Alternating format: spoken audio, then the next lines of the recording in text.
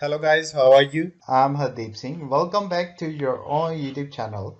IELTS updates and recent exams. For more updates related to recent IELTS exam writing test topics, listening, reading, practice test, and speaking, you got guesswork.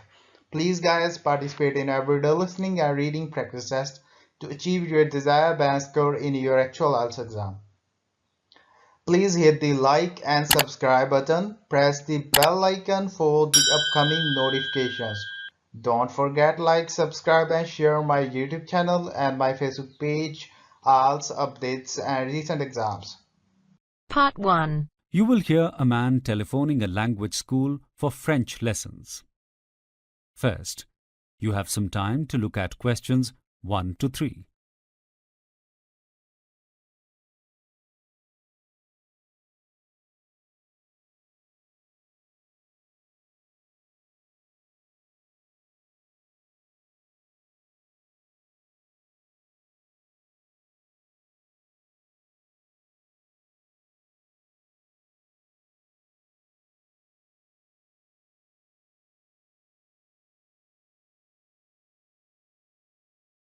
Listen carefully and answer questions 1 to 3. Hello, this is Bonjour Français, Elizabeth speaking. How can I help you? I would like to study French. I am going to Paris next month, and I would like to brush up on my French before I go with some sort of course. The type of course you would be looking at is a series of private lessons then.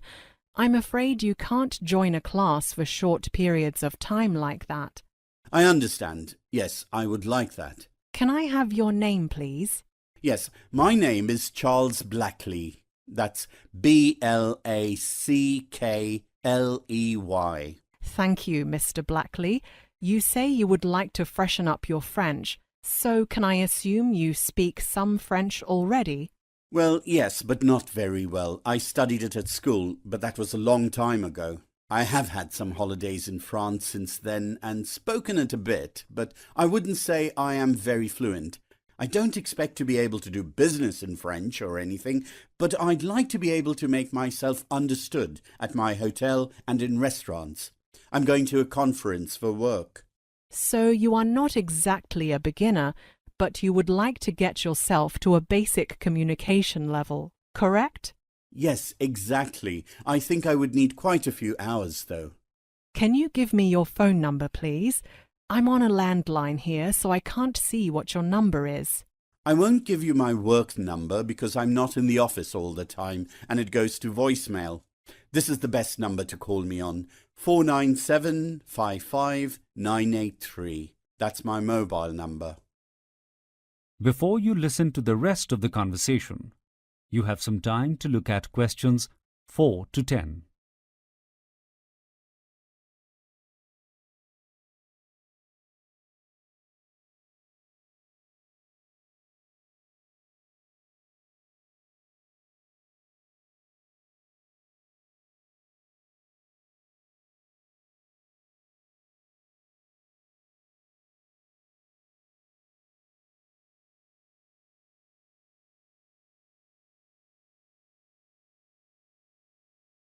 Now listen and answer questions 4 to 10.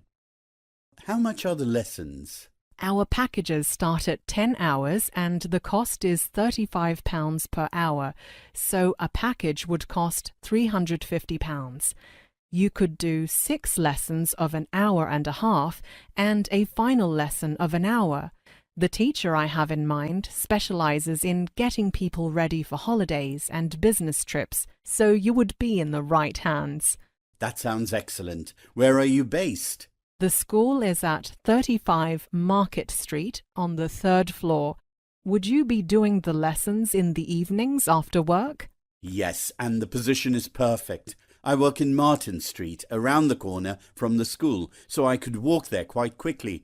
That will save me a lot of time. What time could I have the lessons? I get away from work at about 6 o'clock. What about 6 then, if you are only a few minutes walk away? That would have you finishing as early as 7:30. That sounds perfect. How many days a week do you suggest I come for lessons? What about starting with twice a week in the first week and then building up the number of lessons before you leave for France? Then, if you feel you need some extra lessons, we can add them onto your 10-lesson package without you having to buy as many as 10 more hours. What do you think of that? Okay, is the teacher available on Tuesday and Thursday? At that time, she's not available on Tuesdays. Perhaps you could do Mondays and Thursdays. Would that suit you? Yes, that would be fine. What do I have to bring to the lesson? The teacher will supply you with photocopies for the lessons. A notepad is all you need, so you can write things down. I think I would prefer some sort of course book. Why don't you discuss this with your teacher at the first lesson? Oh, yes, we need to assess your level before you begin. Can you do the online level test on our website before the first lesson? It is a multiple-choice grammar and vocabulary test. Okay, but keep in mind that I read French quite well. It's the speaking and pronunciation that I have problems with. Where on the website is it? If you go to the page called Student Information next to Course Times, you will see a link called Level Test. Click on that. It takes about 15 minutes to do so. It will help the teacher in her preparation. Thank you very much. I just need to check with work that I can leave a few minutes early. Can I call you back to confirm? Yes, of course. My name is Elizabeth. I'll wait for your call. Goodbye. That is the end of part 1. You now have half a minute to check your answers.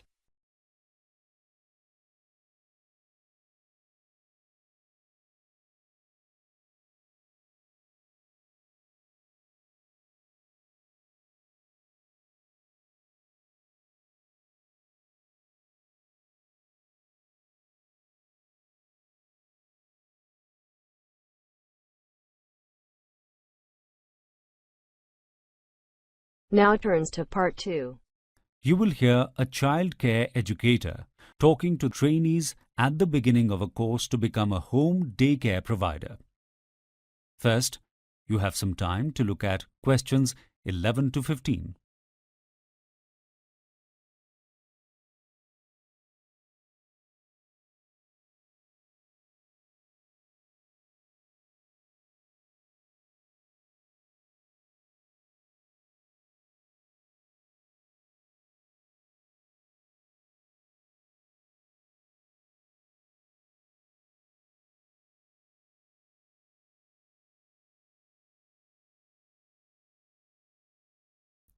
Now listen carefully and answer questions 11 to 15. Welcome to the first day of these government-funded childcare courses. As you know, this region has a distinct lack of childcare facilities, so we are giving these courses to enable people in the area to start up small childcare businesses in their own homes. This 3-month afternoon course will not only teach you the basics of how to care for children between the ages of 2 and 5 years, and give you information on how to set up your own daycare facility, but will also enable you to become a registered home daycare provider. You will also need to concurrently study for CPR and first aid qualifications. There are morning classes at the local hospital, and I can give you information for enrolling in one of those. I know that many of you have been working in childcare facilities in this region for some time. To qualify to begin this course, all of you already have the experience of at least 300 hours of childcare, and you have all passed the necessary background checks. Before the end of this course, there will be a 2-hour exam that covers the syllabus we will study on the course. As most of you will be aiming to become registered home daycare providers, we will help you through the process. We are authorized to assist you in arranging the submission of registration forms once you have passed the course. It's quite a complicated process, and we want to make it easier for you. You have all passed the required home inspection. This has assured us that you meet the requirements for safety and cleanliness. any necessary childproofing of the home, and that there is a supply of emergency equipment. Before you hear the rest of the conversation, you have some time to look at questions 16 to 20.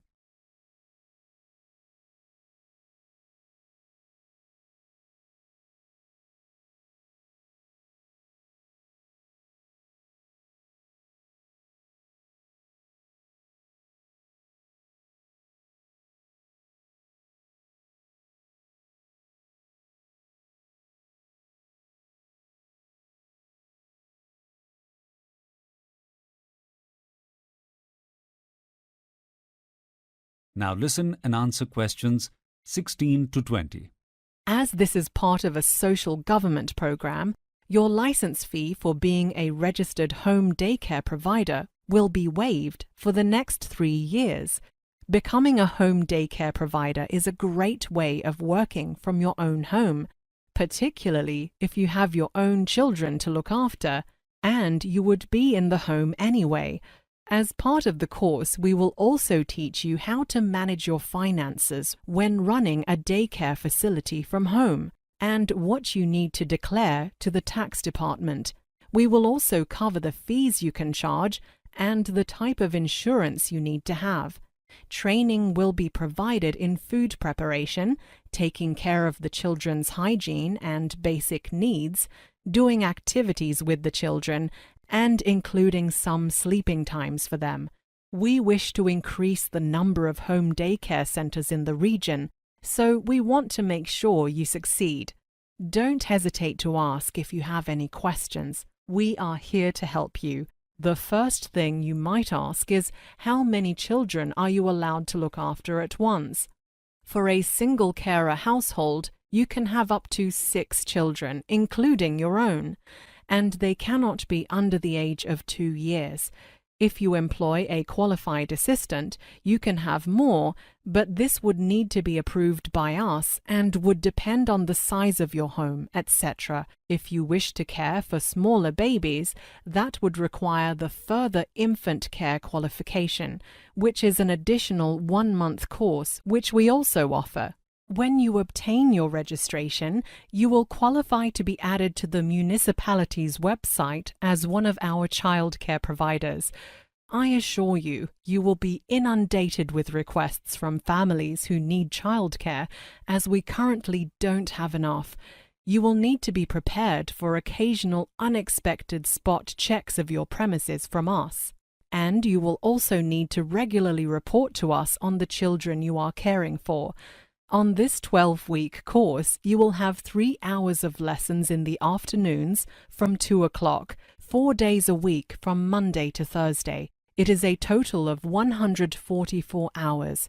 Oh, by the way, you also get free parking. You will be given a pass card at the end of the lesson that gives you entry to our staff car park. That doesn't cover today, I am afraid, as we were unable to send it to you in the post. But from tomorrow until the end of the course, you can park here without any problem. The entrance to the car park is in White Street, behind us. That is the end of part 2. You now have half a minute to check your answers.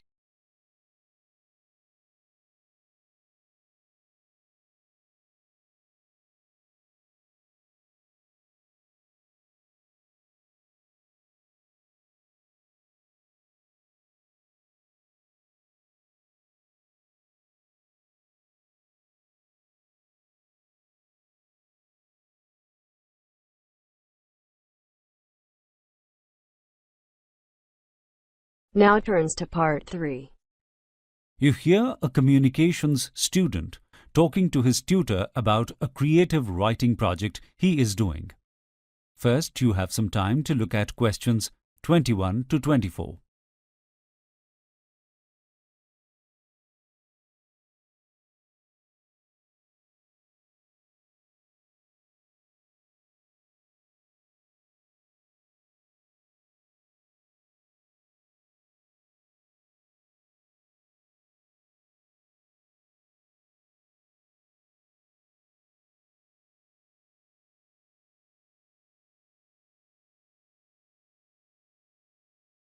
So, Ian, for your course mini-thesis this year, you are presenting a novel. Is that correct? I understand you have already been working on it for a number of years, and one of the main reasons you took this creative writing module was to get it finished. Well, not necessarily. The reason I started doing a communications degree is because I've always wanted to be a professional writer. 4 Booker Prize winners are graduates of this course. I knew I could learn the correct techniques for fiction writing at this university. Yes, you have come to the right place.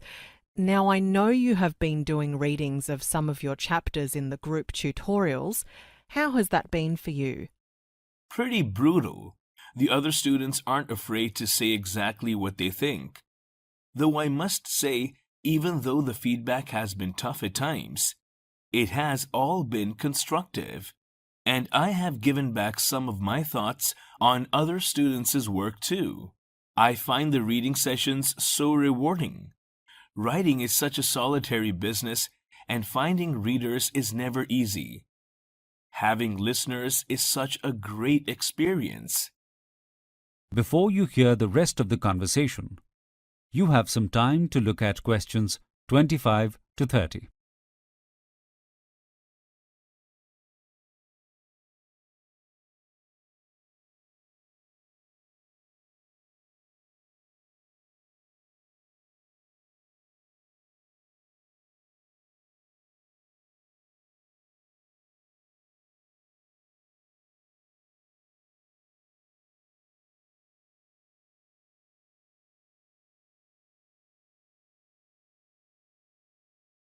There has been some criticism of your work that it doesn't have enough structure. What kind of novel would you say it is? Most of the other students are writing crime novels and thrillers which need to have a specific formula for the structure.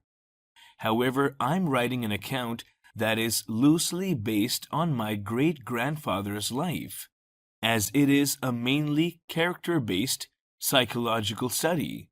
It's not easy to follow the typical plot path, as nothing really dramatic happens. I understand, but you have to make use of some of the traditional forms if you want to retain a reader's attention, whether you are writing literary or genre fiction. Can you tell me what these are? There is the classic 5-stage plot structure: exposition, rising action, climax, falling action, and resolution.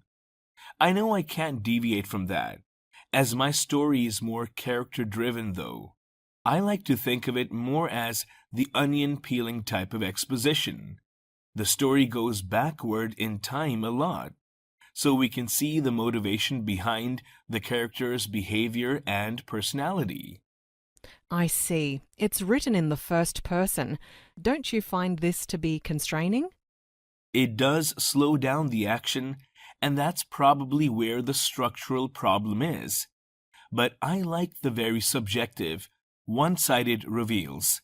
The reader needs to work harder, I suppose, to understand the real truth behind the character. That's why I make use of flashback to solve the problem of exposing his past. I think the flashbacks are a little long. Generally, writers use them to expose just one factor at a time. Perhaps you could tighten them up a bit. What proportion of the text are they at the moment? About half, I suppose. Do you really suggest I shorten them? Perhaps you could have an omnipresent narrator present them. Then the difference between the time periods would be much clearer, and you could avoid lengthy time and place setups and descriptions. That is an interesting idea. A narrator that can see all can describe situations much more efficiently. I wonder why I hadn't thought of that myself. It's not easy to take a step back from your work and look at it objectively. That's what the group readings are for. The only downside is you can't read the whole novel aloud, so flaws in structure are not so obvious. I think your style is excellent. From what I've read, I can see you do have talent. Thank you. It's heartening to get some positive feedback sometimes. What would you say is the midpoint of the novel, the place where some sweeping change comes in? I don't think I'm there yet. I suppose it will be when he meets his wife. She is the factor that leads him to changing his view of the world. How far off this point are you? What I suggest is that you start writing that chapter now. I think you need a starting point to resolving the story. You mean jump ahead? I don't want readers finding mistakes in my chronology. I've only written it in chapter order so far. That way, I can be sure to remember what order I've introduced certain information. It's hard to keep track of everything. Give it a try, just an exercise. I suggest you write the last few pages as well. It'll give you a better feeling for the action. Send me something in an email when you've written it, and we can talk about it again in 2 weeks' time. Thank you. This has been really useful. That is the end of part 3. You now have half a minute to check your answers.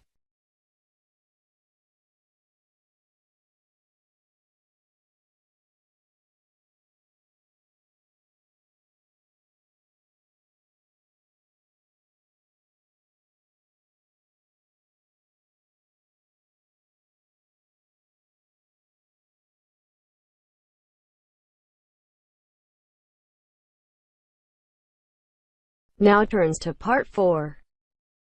You will hear a part of a lecture about bees. First, you have some time to look at questions 31 to 36.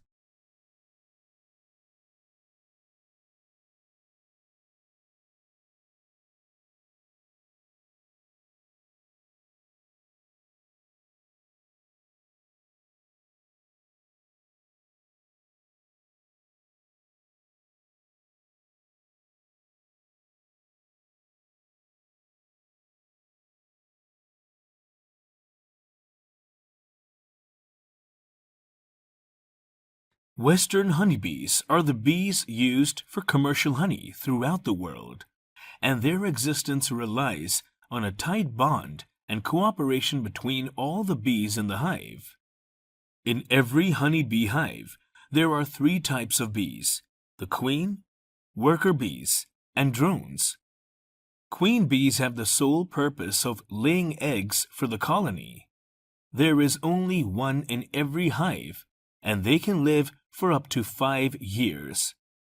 The majority of the colony is made up of female non-reproducing worker bees. They do different jobs depending on their age, and their life cycle is short. From the age of 12 to 17 days, they work inside the hive, looking after eggs and larvae, storing nectar and pollen, feeding the queen, and building the hive itself from wax produced from their pores. From 18 to 21 days, they guard the hive, and at 22 to 42 days, they forage for food. Drones, which are male bees, whose only job is to mate with queens from other colonies, make up about 15% of the population. They are smaller than the queen, but larger than workers. They cannot make wax and are unable to collect pollen or nectar. They do not even have a sting. To ensure genetic diversity, drones do not mate with their own queen. If, during their lifetime, a new queen from another hive is in search of mates, they are called into action. Otherwise, they are of no practical use to the hive. They are even fed by worker bees. They are expelled from the colony in the autumn, so their lifespan is some weeks to a few months, depending on when they are born during the year. The 2 types of food bees require are honey made from the sugary nectar of flowers and small grains of pollen from the anthers of flowers. Pollen provides a wide range of nutrients including protein, carbohydrates, lipids, vitamins, and minerals. Most bees collect either pollen or nectar, but some carry both at the same time. The pollen is stored in receptacles on their hind legs called corbiculae, and a bee can carry half her weight in pollen. Nectar is ingested into the forager bee's honey stomach, which contains a digestive enzyme called invertase. If hungry, she opens a valve in the nectar stomach, and a portion of the nectar passes through to her own stomach to be converted to energy for her own needs. Invertase splits the nectar sucrose into fructose and glucose. When they return to the hive, they regurgitate the nectar into the cells of the honeycomb or deliver it to one of the worker bees, who passes it mouth to mouth with other bees until its moisture content is reduced. The worker bees in the hive repeatedly ingest and regurgitate the nectar, adding more invertase, continuing to break the nectar down. Once the honey is placed in honeycomb cells, they are capped with beeswax by the worker bees. Pollen is mixed with nectar to make a substance called bee bread, which is rich in protein and is fed to the larvae. Before you hear the rest of the lecture, you have some time to look at questions 37 to 40.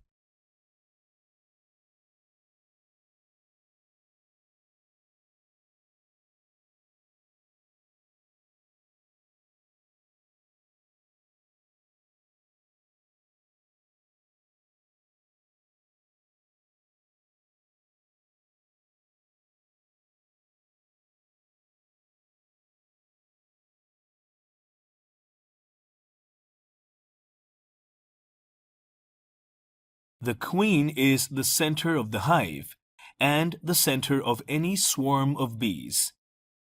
She is the largest bee, with an elongated abdomen which she places over the center of the cells to deposit her eggs in the honeycomb. A queen mates only once in her life and stores the sperm she collects in her spermatheca, an organ in her abdomen which is used for fertilizing her eggs. Over the years, the queen runs out of the genetic material she has collected, but she does not mate again. When the queen dies or becomes infertile, chosen larvae in the cells are exclusively fed royal jelly, which somehow has the effect of creating new queens. Royal jelly is a honeybee secretion from the glands in the hypopharynx of worker bees that is used to feed all larvae, but normal larvae are also fed bee bread. The first queen larva to emerge kills all other queens at their development stage. She goes out looking for mates on the 6th day of emerging and mates with 10 to 15 drones from other hives. After mating, the young queen returns to the hive and for the rest of her life is surrounded by worker bees who feed and groom her, while she lays eggs day and night, up to one every minute. That is the end of part 4. You now have half a minute to check your answers. So guys, don't forget like, subscribe and share my YouTube channel and my Facebook page, IELTS updates and recent exams. For more updates related to recent IELTS exam writing test topics, listening, reading, practice test and speaking, you got guesswork. Please guys, participate in everyday new IELTS listening and reading practice tests to achieve your desired band score in your actual IELTS exam. For more IELTS material, visit my official website www.ieltsupdatesandrecentexams.com.